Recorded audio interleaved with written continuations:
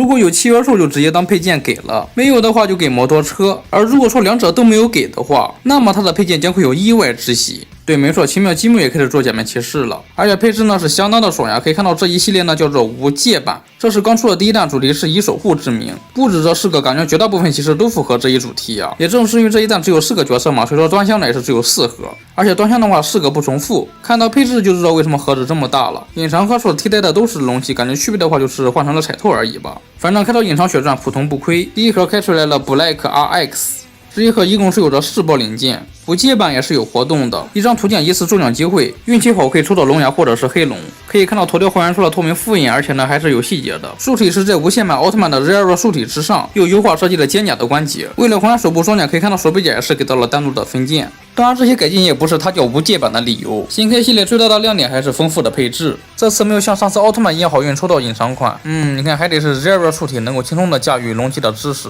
因为有了更多的装甲，所以说效果值要比奥特曼要好不少。眼睛可以看到是用的镂空的分件直接上透明零件还原的，不打光的话不太能好看清楚。头雕的造型几乎相当于正比例了。胸甲、肩甲作为树体之外的部分呢，细节做的还是可以的。底上的纹路是靠遗印来还原的，小臂、小腿上的装甲有通过重新开模来还原，手臂甲的细节也有还原出来。握拳手是分件手背甲，所以说细节更好。它的所有手型就是握拳、握持还有放松各一对。其他配件有2个可以缠绕在身体上的火焰特效。无限版同款的地台，不过多了一个腰带，因为做的够大嘛，所以说细节还原的还可以。卡和插拔的功能呢也有给还原出来，也能够看到卡背的图案，也有还原出来高亮面的效果。之所以这次龙骑会给到3个之间呢，就是因为它还有一条无双龙嘛。比例方面是完全的正比例，带上尾巴一共是有13节。正反面的图案都有还原出来，不过还原过头了，因为最后一节它不该是有颜色的。每一节都是靠球云关节连接的，所以说可以自由的摆动。龙嘴可以张开，龙爪有2处可动，分别是球云关节和转轴关节。尾巴也是可以薅下来当龙骑的刀用。连接处是一个洞，所以说不会穿帮。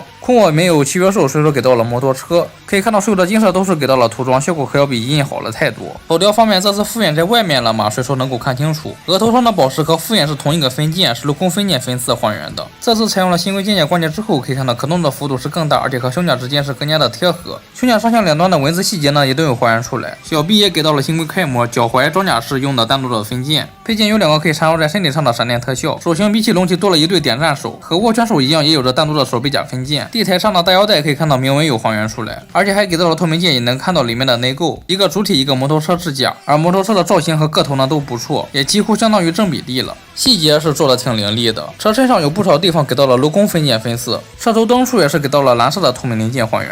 各处的机叶细节给到了不少，车轮胎呢是偏软的材质，可以转动，车把可以和前轮一起转动，不骑的时候可以用脚撑直撑地，骑行状态可以用这个特效键来支撑，或者是直接用地台支架，还能够还原起飞的造型。而加布，你说他是什么时候学会的骑车呀？反正肯定无证驾驶了，这一代呢就不能给他摩托车。头雕方面可以看到，不只是复眼和额头上的黄色呢，他连浑身所有的装甲呢都有给到透明件，而且界面色的效果呢也有给还原出来。透过透明件也不会看到连接装，双上肩甲也有还原出来，大肩甲是连接在后背上的，而小肩甲则是一个转轴关节连接的。你也不用担心双上肩甲可能会不好，别忘了它还有一段拉伸关节呢。底翼的正面又给到银色的分色，脚部也给到了重新开模。配件方面3对手型和龙骑的一样，武器的话造型细节还可以，就是感觉做的有点小了。然后还给到了一个右手的武装，小臂甲有界面分色，细节给的还可以。装载的话需要把原来的小臂甲给替换掉，它的手型应该是质感最复杂的了吧。支架除了主体的之外，还有2个连接特效的。大腰带或者说是副口的话，可以看到嘴巴可以张开，保障是透明件加遗印可以取下来，把手是可以转动的。它的特效只给了这么一个，另外一个连接的是飞升的保障。大保障呢一共是给了2个，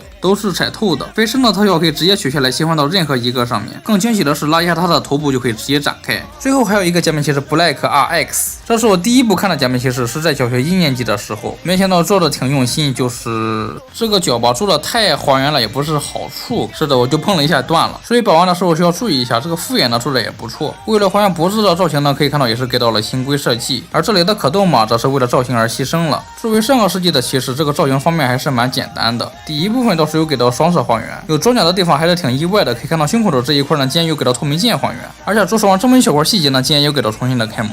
9万处则是单独的分件，配件方面相当 nice， 除了龙骑的那3对手型之外，还有一对斜着的握持手以及一对手刀手。武器直接给到了特效和实射各一把。把柄和剑身是不同的分件，随手也可以还原出来，这是第3个形态。这一旦出现的武器正反面的分色都是有还原出来的。摩托车也是同样的3种支撑方式。上个世纪设计的摩托造型也是挺炫酷的，可以看到这壳子很大一个，6个巨型的管子。前轮这里的结构呢就比较简单了，车灯也是透明件，而且也有复眼细节还原，就是这个角吧，把玩碰不到倒是不担心断，但你要是碰它的话那就两说了。直接的话人车各一个，大腰带的透明件和细节呢也是都有还原出来的。最后还有一个个头很大的爆炸特效。好的，以上就是假面骑士无界版第1弹的情况了。正如大家所见，仅仅是适合骑士而已，但是却用了5分多钟才讲完。所以见的这一弹的配置呢是挺丰富的，可惜假面骑士这么多一次只出4个，这对角色收集党来说呢可能要多等一些时间了。